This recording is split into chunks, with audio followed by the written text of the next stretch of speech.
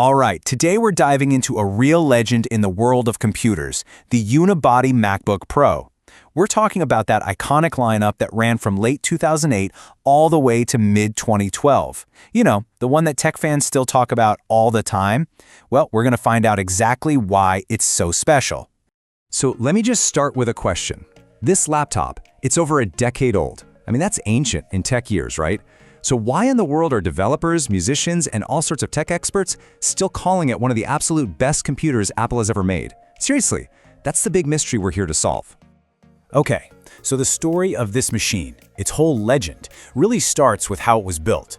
And I'm not just talking about a small improvement here. No, this was a complete design revolution. It literally changed the game for the entire laptop industry.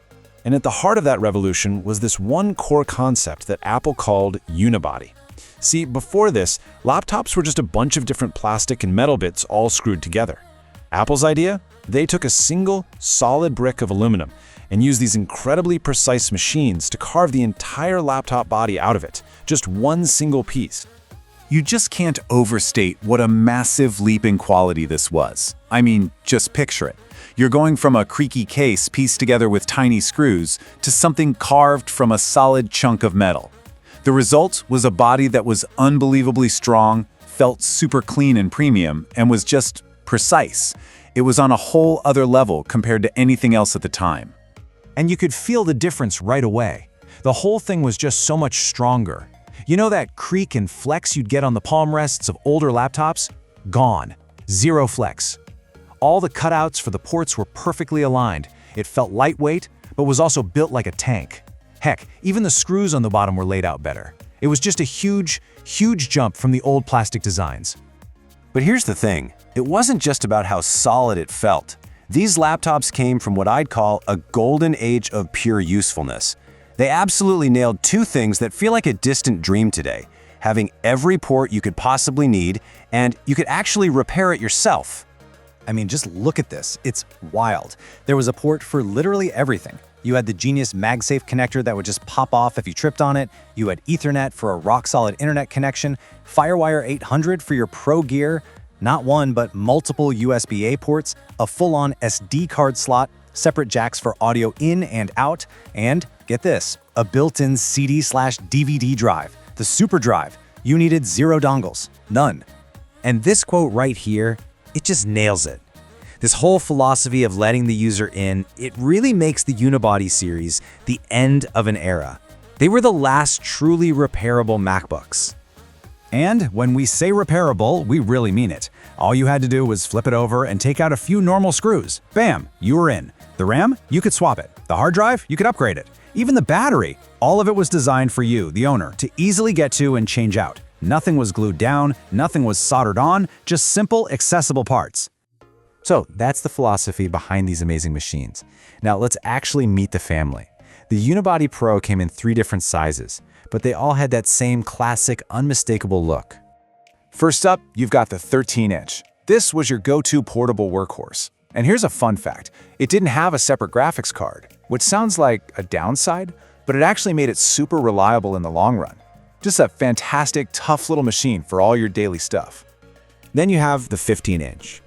This was the sweet spot. This was the one the pros wanted. Towards the end of its run, you could get it with a beefy quad-core i7 processor and even these gorgeous high-resolution screens. It was an absolute beast for creative work. And finally, the monster, the 17-inch. This thing was a rare powerhouse. It had this enormous 1920 by 1200 screen that basically made it a portable desktop. Apple killed it off after 2011, and they've never, ever made anything like it since. And that's exactly why it's become such a legend. Okay, so the hardware is obviously incredible, but hardware is only half the story, right? What about the software? Well, that leads us to the secret weapon. The one thing that gives these old-school machines a totally new life today. But wait a second, this brings up a really important question. Apple cut these machines off from software updates years and years ago. So how on earth can a laptop from 2012 run, say, the brand new software of today? How is that even possible? The answer, and it's a brilliant one, is something called Open Core Legacy Patcher, or OCLP for short. It's this incredible tool made by the community, and you can think of it like a magic bridge. It lets you install and run the newest versions of macOS on old hardware that Apple says is unsupported. So how does it work its magic? Well, it's pretty clever. First, it basically tells macOS, hey, ignore Apple's rules, this machine is totally fine.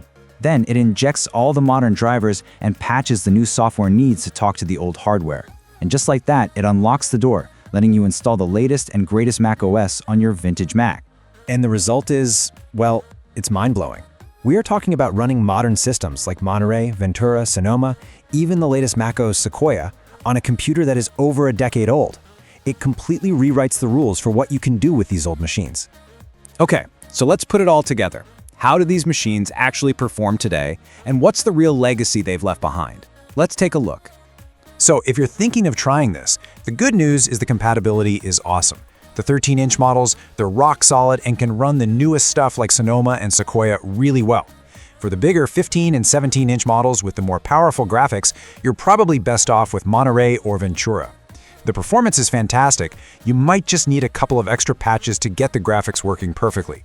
And this chart right here really tells the whole story. Straight out of the box with its old spinning hard drive, yeah, it's gonna feel slow today. But then you pop in a cheap SSD and boom, the performance just shoots through the roof. Add OCLP and a modern OS on top of that, and you've got yourself a genuinely fast, capable computer for today's world. So, when you boil it all down, why is this thing still a legend? It's because it was the whole package. It had what many people swear is the best keyboard Apple ever made. It had that super satisfying and safe MagSafe plug.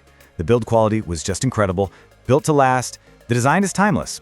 It still looks great. And of course, the big one. It was the absolute peak of user repairability and upgradability. And you know, that really brings us to our final thought here. The Unibody MacBook Pro. It wasn't just a great laptop. It was a statement. It stood for a totally different way of thinking about design. And it really makes you wonder, doesn't it? In this new era of everything being glued shut and impossible to open, sure, our devices are thinner. But what have we lost in the process?